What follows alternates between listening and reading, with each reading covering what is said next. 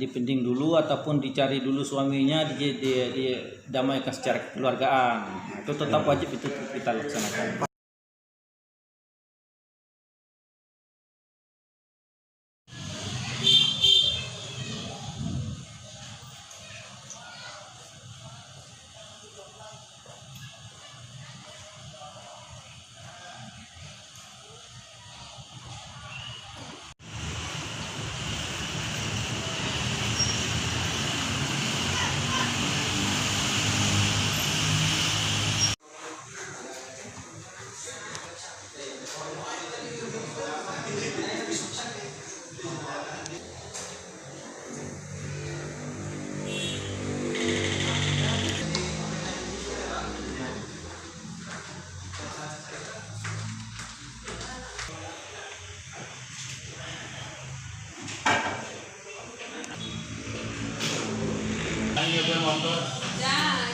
Dijelaskan untuk jumlah akad cerai berapa, Pak?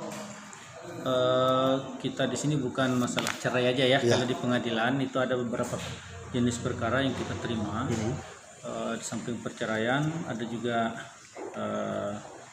isbat nikah, ada dispensasi nikah. Kalau isbat nikah itu adalah pengesahan nikah, masyarakat yang sudah nikah selama ini tidak punya buku nikah. Atau nikahnya secara siri dulu ya, mengajukan ke pengadilan agama untuk ditetapkan pernikahan di mereka itu diresmikan, itu namanya isbat nikah. Kemudian ada lagi dispensasi nikah. Sekarang kan banyak sekali masyarakat yang mengajukan dispensasi nikah ke pengadilan karena sekarang kan undang-undang sudah berubah. Jadi 19 tahun sekarang masa untuk perempuan semuanya, laki-laki perempuan. Laki-laki perempuan 19 tahun untuk pernikahan ya. Boleh cukup umur untuk menikah. Kalau dulu kan 16 tahun sudah boleh nikah dengan izin orang tua saja kalau perempuan. Kalau sekarang semuanya laki-laki dan perempuan sudah 19 tahun. Makanya banyak yang ini dispensasi nikah. Mungkin sudah ada yang sudah dulu waktu sebelum undang-undang sudah merencanakan ingin menikah, tapi karena terjadi perubahan undang-undang lagi, makanya mereka minta dispensasi ke pengadilan karena belum cukup umur 19 tahun kan. Ada yang umur 16 sekian, 17 sekian atau ada 18 sekian kan. Jadi banyak sekali yang mengajukan dispensasi nikah ke pengadilan agama sekarang ini.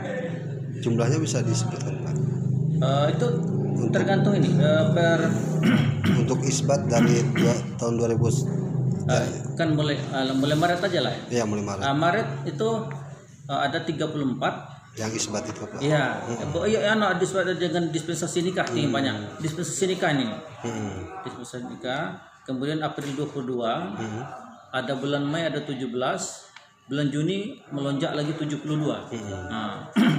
Itu yang dispensasi nikah ya.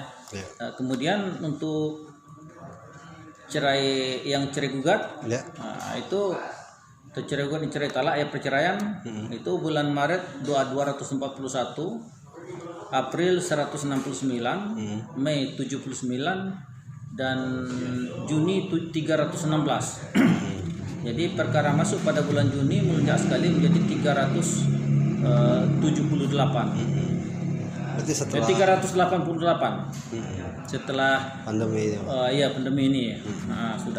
Karena sudah ada kelonggaran, masyarakat membludak lagi ke sini nih. Berarti gugat cerai itu dari perempuan ya, Pak? Gugat cerai dari perempuan. Kalau cerai talak dari laki-laki yang mengajukan. Berarti dominasi gugat cerai daripada gugat cerai yang mendominasi perkara di pengadilan agama ini. Mereka rata-rata ibu rumah tangga atau memang pegawai atau apa, Pak? Ibu rumah tangga. Ibu rumah tangga. Ya, karena ditinggal suaminya. Karena ditinggal suaminya, kemudian ada pertengkaran juga. Mungkin pertengkaran ini karena masalah nafkah juga yang tidak mencukupi. Latar belakang ekonomi juga. Pokoknya latar belakangnya pada umumnya adalah masalah ekonomi. masalah nafkah yang tidak mencukupi ya. Betul. Kemudian Pak, untuk jumlah ASN ada nggak Pak? ASN. Iya. ASN ada, cuman presentasinya sedikit sekali. Paling-paling selama saya di sini hanya saya baru jumpa satu. Mungkin yang lain ada juga ya. Paling-paling sekitar 5% lah paling banyak kalau ASN itu. Kemudian Pak, sebelum sidang cerai ataupun gugat suka dikasih arahan juga. Oh iya. Gimana kita sebelum kita melanjutkan persidangan, kalau sidang pertama itu terutama yang hadir dua-dua ya. Yang hadir dua-dua itu wajib kita mediasi dulu. Wajib itu tuh. Nah, kalau mereka tidak mau mediasi itu kita akan ini. Kalau hadir dua-dua tidak mau mediasi itu kita itu perkaranya. Setelah kita perintahkan mediasi, mereka tidak juga mau melaksanakan mediasi, sidang akan datang kita perintah lagi mediasi ya. Karena itu wajib ya, wajib mediasinya. Tapi kalau yang tidak hadir, tergugat atau termohonnya tidak hadir, ya itu tidak mungkin kita mediasi. Kita mau mediasi dengan siapa kan? Untuk kita akan memproses aja kenapa yang penggugat ataupun pemohon mengajukan perceraian. Itu aja yang kita proses. Kalau memang sudah sepantasnya mereka harus bercerai, makanya kita harus mengabulkan gugatan ataupun permohonan mereka. Berarti langkah sebelumnya tetap mediasi juga ya Pak? Iya, yang hadir. Kalau yang tidak hadir itu tetap kita nasihati.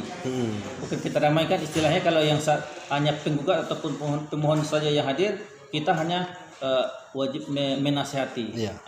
Karena tidak ada lawan kan, lawan yang tidak hadir, dinasihati aja supaya ini kalau bisa dipending dulu ataupun dicari dulu suaminya, didamaikan secara kekeluargaan. Itu tetap wajib itu kita laksanakan. Pak, untuk proses hingga dapat akte cerai itu berapa lama itu Pak dari pengajuan Pak? Kita kan ini kan mulai dari masuk perkara.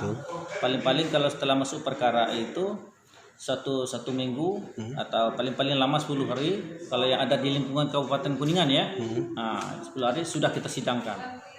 Paling-paling kita menunda 1 minggu. Pokoknya dalam 1 bulan itu perkaranya sudah selesai. Kecuali yang kita minta bantuan ke luar wilayah Jawa Barat. Kalau dalam wilayah Jawa Barat kita hanya paling lama kita menunda 2 minggu paling lama. Bisa-bisa sekarang 1 minggu, apalagi dalam Korwil wilayah 3 kita sini, Cirebon, Majalengka, Kuningan, Sumber dan Indramayu. Pak, selama ini sidang virtual nggak Pak? Sedang melakukan sidang online atau gimana, daring gitu Pak? Online belum ada, cuman kita memeriksa. Ada kemarin itu saya ya khusus itu ada pemohonnya di Malaysia, karena dia waktu pandemi ini anaknya mau melaksanakan dispensasi nikah, dia tidak datang sini, maka dikuasakan kepada bapaknya, kakeknya mestinya, kakek daripada anaknya itu untuk mengurus perceraian di sini. Untuk kepastiannya kita melaksanakan telekonferensi dengan bapaknya di situ, betul enggak? Ya. Sudah kita laksanakan itu. Berarti pemohon dari Malaysia Pak, warga Indonesia? Warga Indonesia, ibunya orang Indonesia, ya. Bapaknya orang Malaysia. Karena dia tidak bisa datang ke sini, karena sampai sekarang kan belum boleh kan? Betul. Masih belum bisa hadir ke sini. Jadi si ibu ini gugat cerai juga Pak? Bukan, untuk dispensasi nikah. Anaknya itu? Anaknya. Jadi bapak itu mewakilkan kepada kakeknya, bapak daripada ibunya itu untuk kuasa untuk mengajukan dispensasi nikah untuk cucunya ataupun anaknya, anak yang di Malaysia itu sini kan, supaya bisa dilanjutkan. Karena dia sudah juga mendesak ingin menikah. Makanya kita untuk kepastian betul tidak ada bapaknya atau orang tuanya di Malaysia, makanya kita konferensi.